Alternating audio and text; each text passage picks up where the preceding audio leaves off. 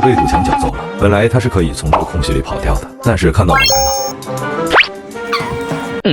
没错，是碰瓷。可惜我不吃这套。行吧，对不起，我错了。真的吗？真的，下不为例。那我就知道你就是这样。欠不欠？我真的错了，咪咪酱，我以后一定好好做狗，你就让我走吧。再给你一次机会。谢谢咪咪酱。Ready, go！再给你一次机会。